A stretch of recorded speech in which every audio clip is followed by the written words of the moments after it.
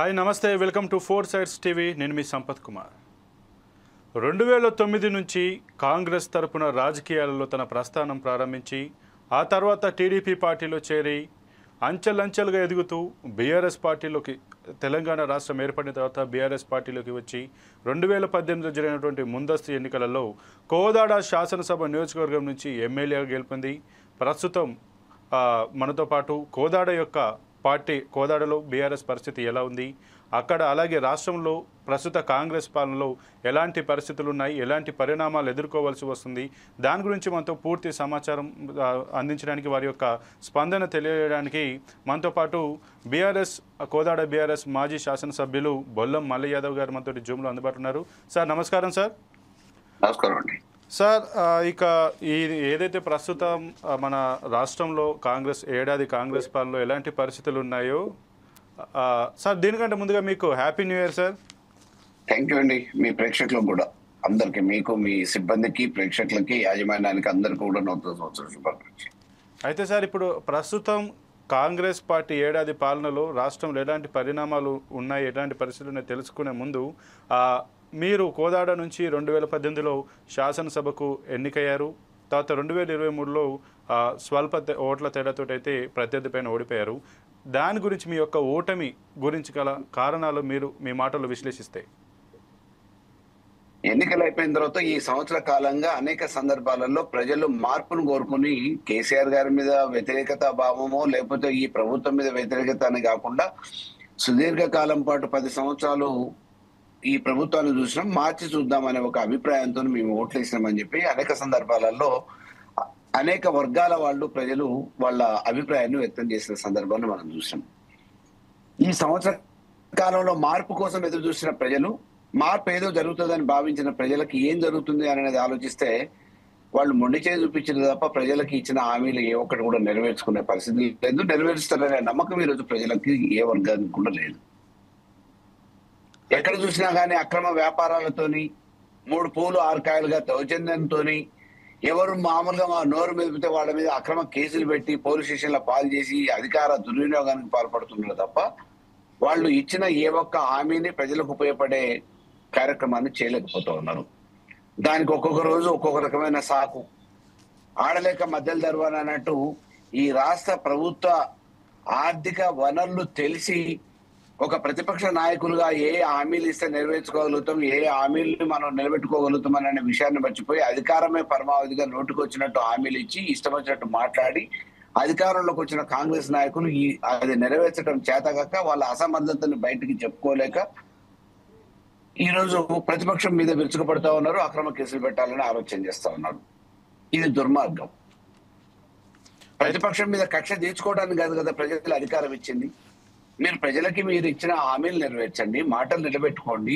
ప్రజలు ఏ ఇబ్బందులు అయితే ఎదుర్కొంటున్నారో, ఈ రోజు మామూలుగా 2 దఫాలుగా రావాల్సిన రబీ ఖరీఫ్ సీజన్ కు సంబంధించిన రైతు బంధు రాలేదు, రుణమాఫీ పూర్తి స్థాయిలో కాలేదు, పెన్షన్లు వస్తాయని చెప్పేసి ఆశించిన తల్లులకి ఈ రాష్ట్ర వ్యాప్తంగా పెన్షన్లు 4,000 చేసిన దాఖలాలు లేవు. నెలలో ఇప్పటికీ రావట్లే, సరైన సమయానికి వచ్చే పరిస్థితి లేదు. పెన్షన్లు ఇప్పటికి ఒక 2 నెలల పెన్షన్లు ఎగరామం పెట్టారు. ఆడపడుచులకి మహాలక్ష్మి పేరు మీద 2,500 రూపాయలు ఏదైతే ఇస్తారో అత్తకి కోడలకి ఇద్దరికి ఇస్తామని చెప్పారో ఆ క్రమంలో ఇంతవరకు ఎక్కడ కూడా ₹1 ఇచ్చిన దాఖలాలు లేవు, ఒక మనిషికి శాంక్షన్ చేసిన పరిస్థితి లేదు. కాబట్టి ఆ రోజు అధికారం ఏదో రకంగా హస్తగతం చేసుకోవాలనే ఆలోచనతోనే అనాలోచితంగా అవగాహన రాహిత్యంతో ఇష్టం వచ్చినట్టు మాట్లాడి అధికారంలోకి వచ్చిండ్రు. ఈ రోజు అనుభవ రాహిత్యం అనేది క్లియర్ గా ప్రజలకు అర్థమవుతా ఉంది. ఈ పరిస్థితులలో వాళ్ళు పరిపాలన చేతగాక కాలక్షేపం కోసం ఏదో ఒక రకమైన సమస్యను సృష్టించాలి, డైవర్షన్ పాలిటిక్స్ చేయాలనే ఒక అభిప్రాయంలో ఉన్నారు తప్ప ఈ పరిపాలన కొనసాగించే నైతిక సామర్థ్యం వాళ్ళకి లేదు అనేది క్లియర్ గా ప్రజలు కూడా అర్థం చేసుకుంటున్నారు. అయితే డెఫినెట్ గా this is a failure government. అయితే సార్, ఏదైతే మీరు ముఖ్యంగా కోదాడ నుంచి చూసుకుంటే ఈ 2023 ఎన్నికల్లో ప్రభుత్వం పైన, బీఆర్ఎస్ ప్రభుత్వం పైన వ్యతిరేకత ఒక వంతైతే, అక్కడ మీకు స్థానికంగా మీ యొక్క సొంత పార్టీ నాయకుల్లో ఉన్న అసమ్మతి కారణంగానే మీరు ఓటమి పాలయ్యారు అంటే మీరు ఏమంటారు? సొంత పార్టీ నాయకులు అనేది ఏం లేదండి. ఊసరవెల్లి రాజకీయాలు చేయటం నేర్చుకున్న కొంతమంది కురువృద్ధులు నాయకులు ఊసరవెల్లి రాజకీయాలు ముఠాలు కట్టడం అనేది వాళ్ళకి మొదటి నుంచి అలవాటే. ఈ పార్టీలోనే ఉండి ఆ పార్టీకి సహకరించడం అనేది మా కోదాడుకు కొత్త కాదు. ఆ క్రమంలో కొంతమంది మా పార్టీలో ఉన్న నాయకులు ముఠాలు కట్టి పరోక్షంగా వేరే పార్టీకి సహకరించిన దాఖలాలు ఉన్నాయి. అది ఈ రోజు ఒప్పందం కాదు. నేను రాజకీయాలలో కోదాడు నియోజకవర్గంలో అడుగుపెట్టిన దగ్గర నుంచి 2004 నుంచి అటువంటి చీకటి రాజకీయాలు వాళ్ళిద్దరి మధ్యలో జరుగుతూనే ఉన్నాయి. నిన్న మొన్న ఒక వేదిక మీదకి వచ్చారు. అయితే నేను ఎమ్మెల్యే అయిన మరుసటి రోజు నుంచి దాదాపుగా 2 నెలల నుంచి 3 నెలల నుంచే అత్త ఎలక్షన్ లోనే ఉత్తమ్ కుమార్ రెడ్డి డైరెక్షన్ లోనే మా దాంట్లోనే మామూలుగా వేరు కుంపట్లు పెట్టి వేరు వేరు రాజకీయాలు చేయడం అనేది ఊసరవెల్లి రాజకీయాలకు మారిపోయారని అతను చేసిండు. దానివల్ల జరిగే నష్టం ఏం లేదు. రాష్ట్ర వ్యాప్తంగా ఆ మార్పు వచ్చింది. మా నియోజకవర్గంలో కూడా ఎంతైనా మా నల్గొండ జిల్లాల ట్రయాంగిల్ ఫైట్ జరిగిన సూర్యాపేటలో గెలవగలిగినాం తప్ప మిగతా అన్ని నియోజకవర్గాలలో కూడా అదే భారీ స్థాయిలో మామూలుగా ఓటమి పాలైంది. మరి నేను ఒక్కడిని కాదు కదా ఓడిపోయింది. రాష్ట్రంలో మామూలుగా మా పక్క జిల్లాలో గది జరిగింది. నాకంటే మెరుగ్గా చేసిన వాళ్ళు అన్నారు, వాళ్ళు కూడా గది జరిగింది. కాబట్టి ఈ రోజు వాటిని పరిగణలోకి తీసుకొని అసమ్మతి నాయకులు అనే పేరు మీద పబ్బం గడుపుకోవడానికి ఎన్నికలు వచ్చినప్పుడల్లా ఏదో ఒక కండవ కప్పుకొని ప్యాకేజీలు తీసుకున్న వాళ్ళ గురించి పెద్ద ఈ రోజు ప్రజలు ఏదో ఆలోచించి వాళ్ళు చెప్పినందుకు ఓట్లు వేసింది అని చెప్పేసి నేను అనుకోవట్లేదు. ఆ భావన నాకు లేదు.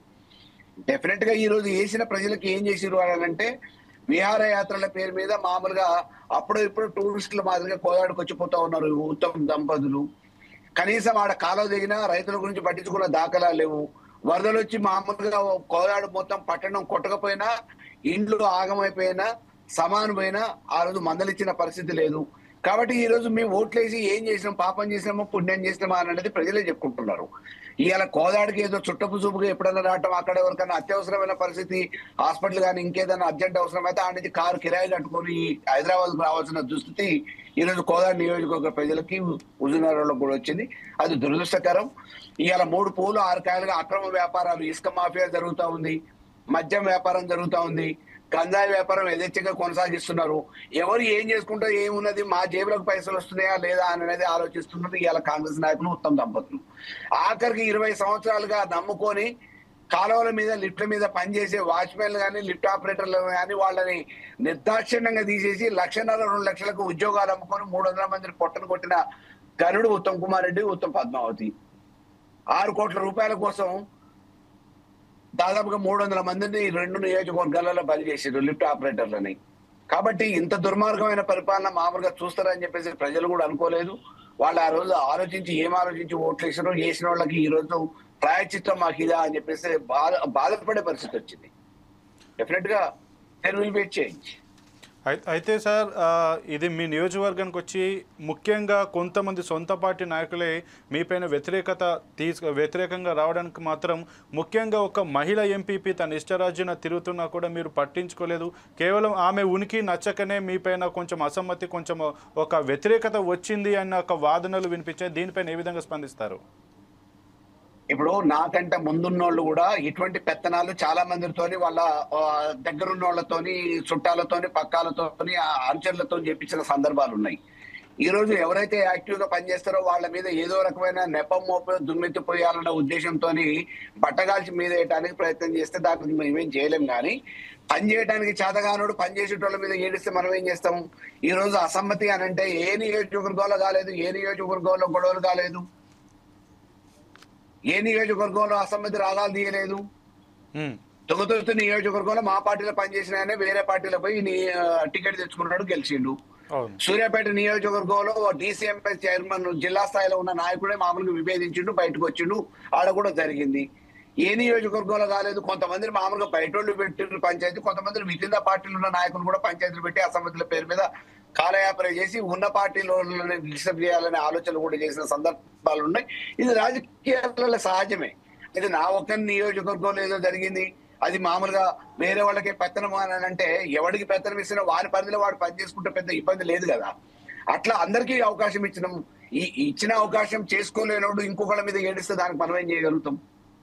అయితే సార్ ఇక ఇది ఫోన్ ట్యాపింగ్ కేసులు ఏదైతే తెలంగాణ రాష్ట్ర గవర్నమెంట్ వచ్చాక ఫోన్ ట్యాపింగ్ ఏదైతే కేసు తీసుకొచ్చారో దాంట్లో మీకు కూడా సమన్లు రావడం జరిగినాయి. దీన్ని మీరు ఏ విధంగా ఎదుర్కొన్నారు? దీనిపైన ఏ విధంగా స్పందిస్తారు? మీడియా పిఆర్ కోసం నాకు సమ్మన్లు వచ్చినాయి అని చెప్పేసి స్క్రోలింగ్లు ఇచ్చుకున్నారు, లైవ్లు పెట్టుకున్నారు, కానీ నాకు ఇంతవరకు ఏ డిపార్ట్మెంట్ నుంచి ఏ అధికారి నుంచి నాకు ఏ సమాచారం నోటీస్ రాలేదండి. This is clear. నాకు అటువంటి ప్రమేయం లేదు, అవసరము లేదు, నేను అటువంటివి చేయలేదు. ఒకవేళ వాళ్ళకి అనుమానాస్పదంగా కూడా నాకు ఏదైనా నోటీసులు వస్తే దానికి సమాధానం చెప్పడానికి సిద్ధంగానే ఉన్నా, కానీ నాకు నోటీసులు జారీ కాలేదు. కేవలం వాళ్ళ పిఆర్ల కోసం కొంతమంది పని కట్టుకొని మళ్ళీ యాదవ్ మీద ఏం చేయాలని అంటే అని చెప్పేసి ఏపిచ్చిన వాళ్ళు ఉంటే ఉండొచ్చేమో, కానీ వేసిన వాళ్ళు కూడా కొంతమంది వాళ్ళ కాలక్షేపం కోసమో ఎదుటోళ్ళ నాయకుల దగ్గర మెప్పులు పొంది కవర్లు తీసుకోవడం కోసం చేసిరేమో, కానీ నాకైతే ఇంతవరకు నోటీస్ రాలేదు. అయితే సార్, ఇక ఈ తెలంగాణ రాష్ట్రం ఏర్పడ్డ తర్వాత గతంలో దీపావళి కంటే ముందు పొంగులేటి శ్రీనివాసరెడ్డి అయితే మేము తెలంగాణ రాష్ట్ర వ్యాప్తంగా బాంబులు పేలుస్తాం, కొంతమంది బడా నాయకులను అరెస్ట్ కాబోతున్నారు, అన్ని అవినీతి స్కామ్లకు సంబంధించి కాళేశ్వరం నుంచి మొదలు పెట్టుకుంటే ప్రతి ఒక్క చిన్న స్కామ్ వరకు ప్రతి ఒక్క ఇన్వాల్వ్ అయిన అధికారులను, ప్రజాప్రతినిధులను, పెద్ద లీడర్లను కూడా ఎవరిని వదిలిపెట్టబోమని చెప్పిన నేపథ్యంలో ఇప్పుడు ప్రముఖంగా మీ యొక్క బీఆర్ఎస్ వర్కింగ్ ప్రెసిడెంట్ మాజీ మంత్రి కేటీఆర్ని అయితే ఏదైతే ఈ ఫార్ములా రేస్కు సంబంధించి A1 ముద్దాయిగా ఒక గవర్నర్ అనుమతి పొంది కేసు అయితే నమోదు చేశారు. దానిపైన నిన్న తీర్పు రిజర్వ్ కూడా అయింది. దీని మీద ఈ యొక్క కేసు పెట్టడం పట్ల, ప్రస్తుతం జరుగుతున్న పరిణామాల పట్ల మీరు ఏ విధంగా స్పందిస్తారు యాజ్ ఏ బీఆర్ఎస్ లీడర్గా? కేవలం అక్కస్తోని మా మీద ఏదో రకమైన ప్రతీకారం తీర్చుకోవాలనే ఆలోచనతో చేస్తున్న ప్రక్రియ తప్ప ఎక్కడ కూడా దానికి సంబంధించిన ఆధారాలు లేవు, ఎక్కడ కూడా అటువంటి ప్రమేయంతో చేసిన దాఖలాలు లేవు. అటువంటి అవసరం అసలు కేటీఆర్కి లేనే లేదు.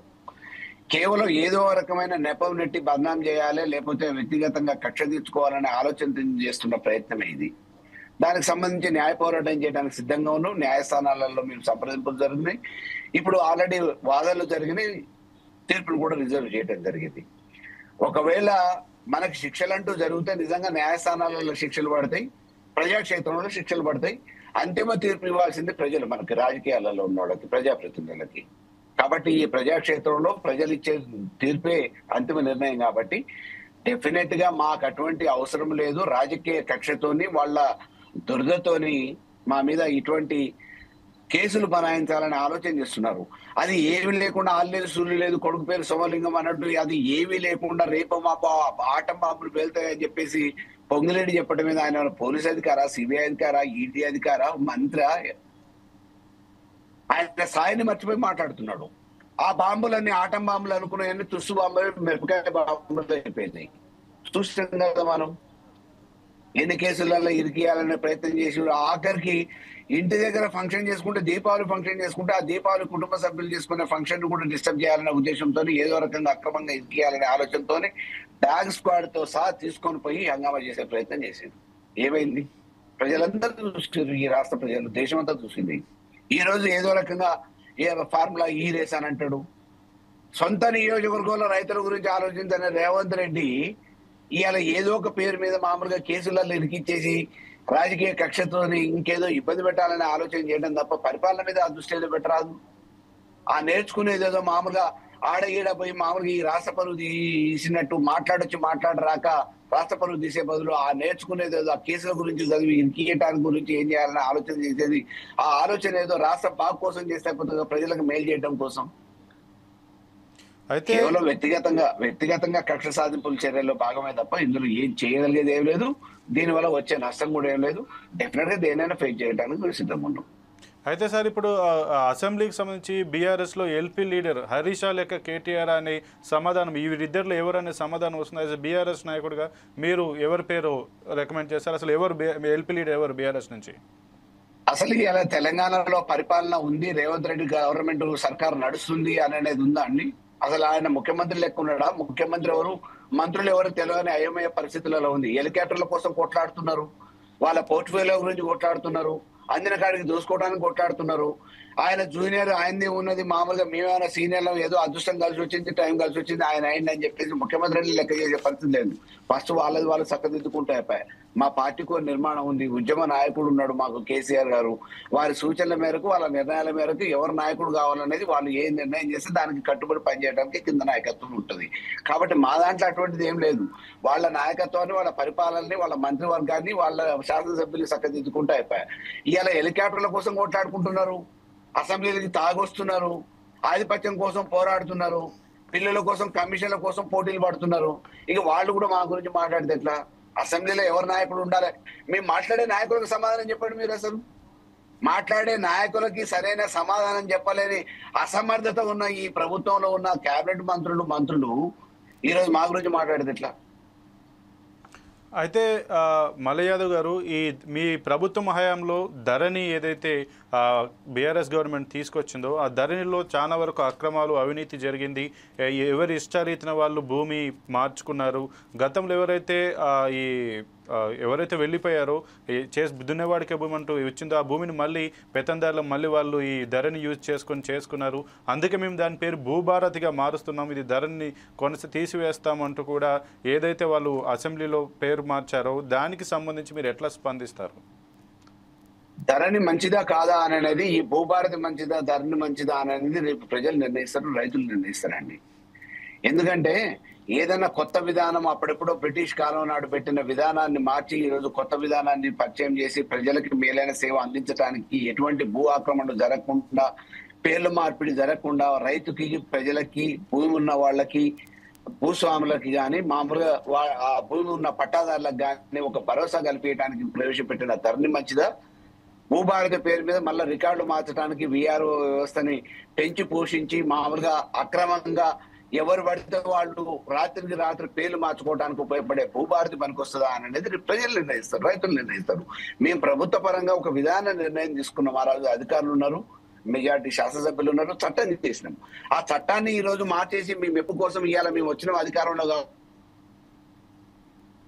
రావాలనే ఉద్దేశంతో చేసిన పనిని ఆ ధరణి కొనసాగింపు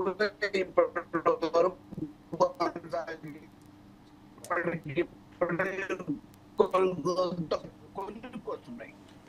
ఆ రోజు రియల్ పట్టాదారులు ఎవరైతే ఉన్నారో 90% అందరికి పాస్బుక్లు వెళ్ళిపోయినాయి. అసైన్మెంట్ ల్యాండ్ కానీ ఇంకా వేరే దానికి సంబంధించిన శాఖ అధికారులు కానీ వాళ్ళ పరిధిలలో క్లియర్ చేయడానికి కావాల్సిన అవకాశాలు, సదుపాయాలు కలుగజేయడం జరిగింది.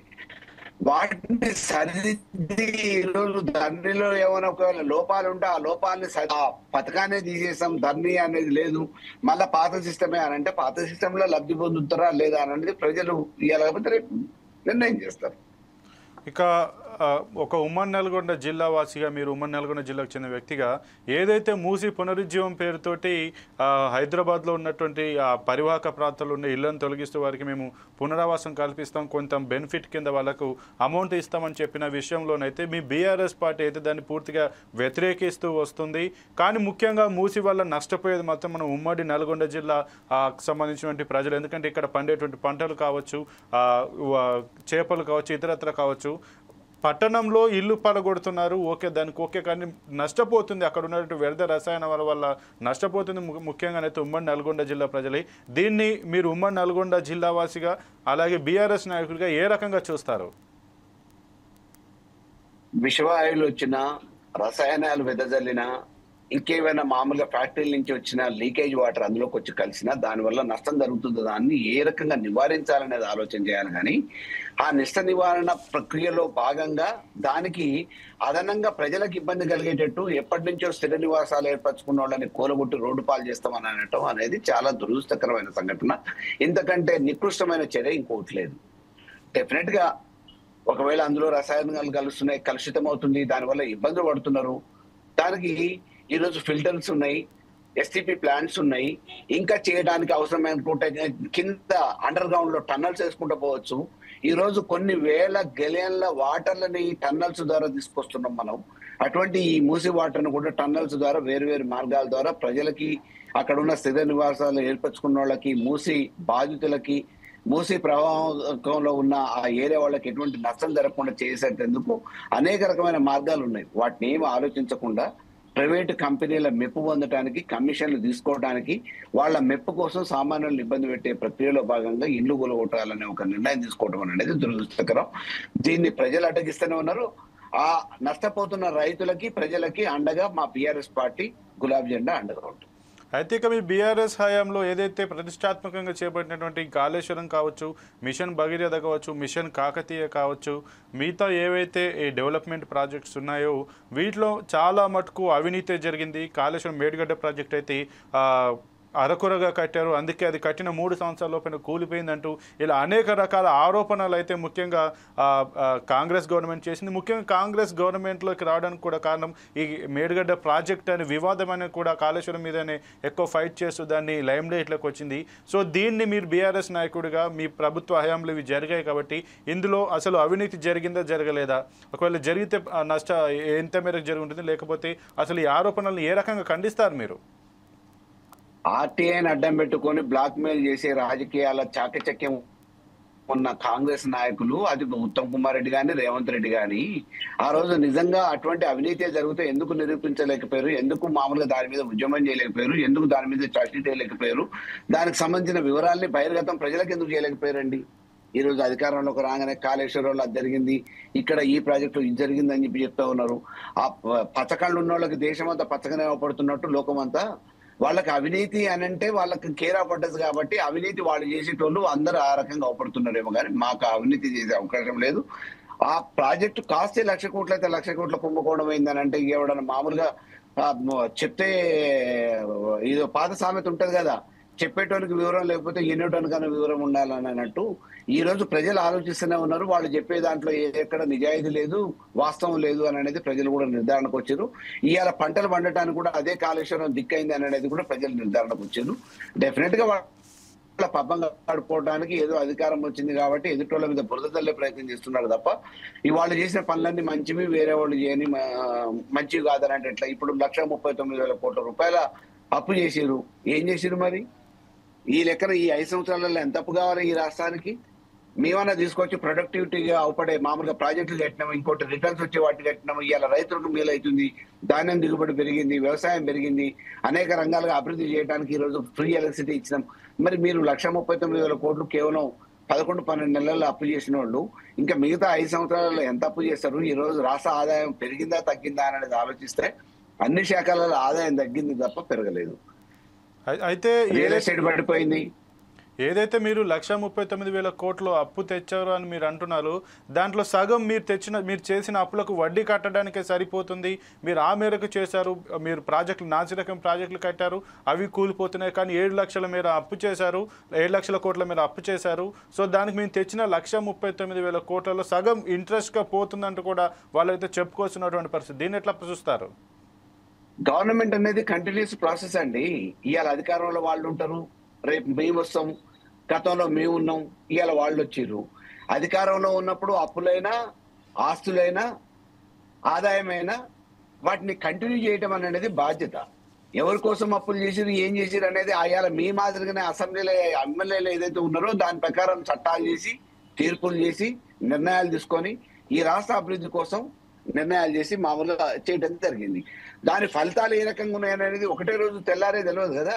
ఆ ఫలితాలు వస్తున్న క్రమంలో ఆ ఫలితాలను ఈ రోజు అనుభవిస్తున్నారు, ప్రజలు అనుభవిస్తూ ఉన్నారు. మీ పరిపాలనలో కూడా ఆ క్రెడిట్ మీరు తీసుకుంటున్నారు.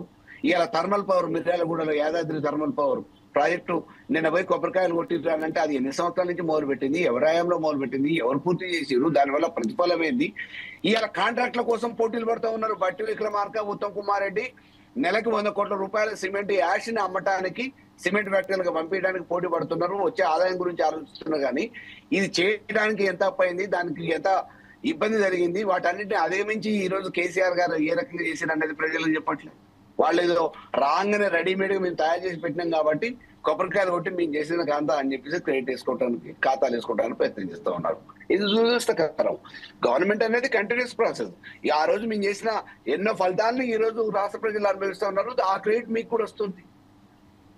ఇదే రేవంత్ రెడ్డి పుట్టిన పాలమూరు జిల్లాలో నీళ్ళు ఇచ్చిన గంత ఎవరిదండి?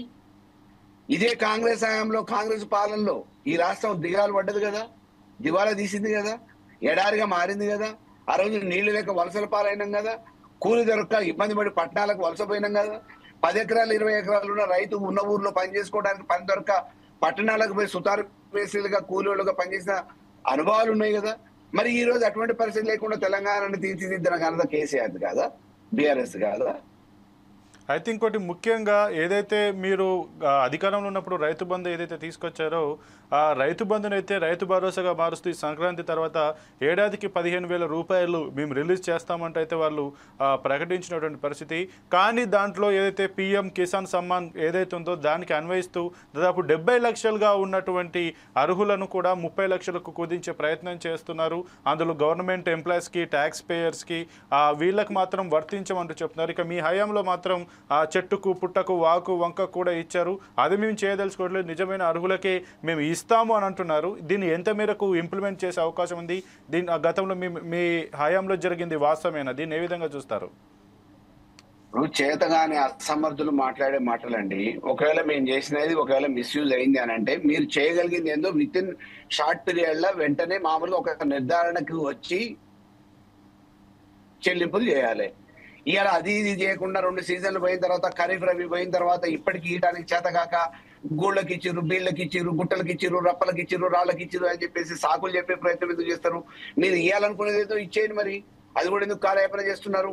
ఆ లోపాలు ఏందో రికవరీ చేయండి. మీ బీళ్ళకి, రాళ్ళకి, రప్పలకి ఇచ్చినామని చెప్పేసి కాంగ్రెస్ నాయకులు పదే పదే చెప్తున్నారు. అందులో 99% లబ్ధి పొందిన వాళ్ళు, తీసుకున్న వాళ్ళందరూ కాంగ్రెస్ నాయకులే అండి. రేవంత్ రెడ్డి భూములు, ఉత్తమ్ కుమార్ రెడ్డి భూములు, బట్టి విక్రమార్క ఆ రోజు వ్యవసాయం చేసిరో లేదో బీళ్లుగా కూడా పడవ కూడా ఉన్నాయి, వాటికి కూడా తీసుకున్నారు. అవన్నీ మామూలుగా ఈ రోజు రీఎంబర్సల్ చేస్తే అయిపోతుంది, గవర్నమెంట్ కి రీపే చేస్తే సరిపోతుంది. ఆ రోజు తీసుకోకుండా ఉంటుంటే బాగుండేది. వాళ్ళంతా నిజాయితీ పనులు అయితే ప్రభుత్వ సొమ్ము మాకు వద్దులే, మేము బీళ్లు రాళ్ళు రప్పలుగా ఉంచున్నాం కదా వాటికి మాకెందుకు అని చెప్పేసి ఆ రోజు నిజాయితీని నిరూపించుకుంటే బాగుండేది.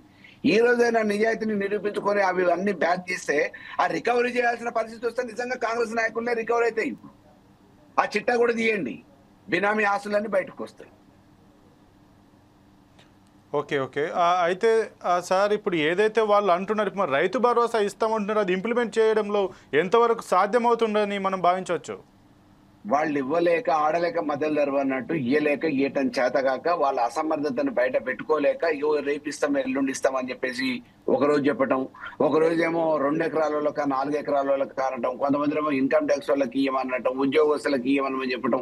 ఈ డేటా అయినా మీ దగ్గర ఉండాలి కదా. ఆ డేటా మామూలుగా రెడీ చేసుకొని ఆ డేటా ప్రకారం ఇంకో వీళ్ళది లిస్టు అని చెప్పేసి ఎలిజిబుల్ లిస్ట్ అయినా మామూలుగా రిలీజ్ చేయాలి కదా. మళ్ళీ మొన్న ఎన్నో బట్టి చూసిన మీరు అప్లై చేసుకోండి రైతు బంధు కోసం. రైతు బంధు కోసం అప్లై చేసుకునేది మీ దగ్గర చిట్టా ఉంటది కదా, మొత్తం మీ దగ్గర ఖాతాలు ఉన్నాయి కదా, రైతులు ఎవరు ఏంది అనేది రెవెన్యూ రికార్డు ఉన్నాయి కదా, ఎంఆర్ఓ వ్యవస్థ ఉంది కదా, రెవెన్యూ వ్యవస్థ ఉంది కదా, ఇంతకుముందు ఇచ్చిన మామూలుగా అకౌంట్స్ ఉన్నాయి కదా. దాని ప్రకారం కాకుండా మళ్ళీ మీరు అప్లై చేసుకోండి. ఏదో రకమైన కాలయాపన చేసి వాళ్ళ ఆస్తులు పెంచుకోవడానికి, ఆదాయం పెంచుకోవడానికి, అవినీతి చేయడానికి ఈ 5 సంవత్సరాల కాలాన్ని ఎట్లా ఉపయోగించుకోవాలనేది ఆలోచిస్తున్నారు తప్ప ప్రజలకు మేలు చేద్దాం, పథకాలు అమలు చేద్దాం, మేము ఇచ్చిన మాటలు నెరవేర్దాము అనే ఆలోచన మాత్రం ఆ నాయకులకు లేదు. ముమ్మాటికి అది అసాధ్యం. అయితే ఇక ఫైనల్గా ఈ కాంగ్రెస్ ఏదైతే అధికారంలోకి వచ్చిన తర్వాత ఈ ఏడాది పాలన మీరు అబ్జర్వ్ చేస్తే యాజ్ ఎ రాజకీయ నాయకుడిగా మీరు ఏ రకంగా దీన్ని విశ్లేషిస్తారు? అండ్ మోర్ ఓవర్ ఏదైతే కాంగ్రెస్ 6 హామీలు ఇచ్చిందో ఆ హామీలు అమలు చేయడంలో ఎంతవరకు సఫలీకృతం అవుతుంది అనుకుంటున్నారు? 100% ఇది ఫెయిల్యూర్ గవర్నమెంట్ అండి. ఇది విత్తనాలు మామూలుగా నాసి రకాన్ని అయితే, కల్తీ విత్తనాలు అయితే ఏ రకంగా అయితే మొలక రాదు, ఆ రకంగా విత్తనాలు పెట్టడం అనేది ప్రజలు మామూలుగా విత్తనం పెట్టినట్టు అధికారం ఉపచెప్పారు. కానీ ఆ వేసిన విత్తనాలు నాసి రకం అయ్యి తాలువి అనేది అర్థమైపోయింది. అందుకే ఈ మొలకరావు, మొలకొచ్చినా కానీ మామూలుగా పంట పండదు అనేది ప్రజలు అర్థం చేసుకున్నారు. అంటే వీళ్ళ పరిపాలనలో మాకేవి రాదు, వీళ్ళు ఇచ్చిన హామీలు ఏమి నెరవేర్చలేరు, పథకాలు రావు అనేది ఒక నిర్ధారణ కూడా ప్రజలు వచ్చేసారు. బోనస్ అన్నారు, బోనస్ ఎంతమందికి ఇచ్చిరండి? రైతు ధాన్యం పైసలు మొదటి దఫాలో వేసారు, కథం. ఏదైనా దేవుని గుడిలో ప్రసాదం పెడతారు కదా, 1 కిలోనో 1/2 కిలోనో వండిన తర్వాత దేవుని గుడిలో ఎంతమంది ముందు వస్తే వాళ్ళకి అందింది, మీ ప్రసాదం పెట్టినామని వాళ్ళ పేరు చెప్తారు. వెనకోడికి నువ్వు ఆలస్యంగా వచ్చినావు కదా అందలేదా అని చెప్పి చెప్తారు. అదే రకమైన పరిస్థితి ఈ రోజు ఈ గవర్నమెంట్ లో ఏ పథకం పెట్టినా శాంపుల్ గా 10 మందికో 50 మందికో ఇవ్వాలి, మేము ఇచ్చినామని చెప్పి చేతులు చూసుకోవాలి. ఆ రకమైన పరిస్థితి అప్పుడు. అయితే సార్ ఇక ఈ ఓటమి 2023 ఎన్నికల్లో ఓటమి తర్వాత మీ బీఆర్ఎస్ అధినాయకుడు కేసీఆర్ అయితే ఎక్కువగా బయట మాత్రం ఎలాంటి కార్యక్రమాల్లో కానీ ఆయన పాల్గొన్నట్టయితే కనపడట్లేదు. ఇంకొకటి మోరోవర్ ఏదైతే మీ 2023 వైఫల్యానికి గల కారణాలను మీరు వెతుక్కుంటే భవిష్యత్ కార్యాచరణ ఏ విధంగా ఉండబోతుంది? డెఫినెట్ గా మౌనం వెనక ఒక వ్యూహం ఉంటదండి. కేసీఆర్ గారి ఘనత అది. కేసీఆర్ గారు మౌనంగా ఉన్నారంటే దాని వెనక కూడా ఒక వ్యూహం ఉంటది అని అనేది అందరికి తెలిసిన విషయమే. డెఫినెట్ గా ఈ వైఫల్యాల్ని ఎట్లా ఎదుర్కోవాలి, ప్రజలకు ఇచ్చిన మాట నిలబెట్టుకొని ఈ అధికార పక్షంలో ఉన్న నాయకుల అవినీతిని ఎట్లా అంటగట్టాలి అనే దానికి మాకు ఒక ప్రణాళిక ఉంది. తప్పకుండా భవిష్యత్ ప్రణాళికలో ప్రజాక్షేత్రంలో కొట్లాడుతూ ప్రజలకు ముందు పెడతాం వీళ్ళ అవినీతి చిట్టాని. అదే రకంగా వైఫల్యాలు అంటే సహజంగా మేము ఇచ్చిన కొన్ని వికటించి ఉండొచ్చు. దళిత బంధు లాంటి కార్యక్రమాలు కానీ, ఇతరత్ర కార్యక్రమాలు కానీ, గొర్రెల పంపిణీ కానీ, ఇటువంటి కార్యక్రమాలలో కొంత ఇబ్బంది పడి ఉండొచ్చు. రానోళ్ళు కానీ వచ్చినోళ్ళు సంతోషంగా లేకపోయారేమో, రానోళ్ళు అసలే రాలేదనే బాధతో ఉన్నారేమో. కారణాలు ఏమైనా వీటన్నిటిని విశ్లేషించుకొని ఈ రోజు ప్రభుత్వంలో జరుగుతున్న దాని మీద అదే ఊర్లో అంటారు కదా,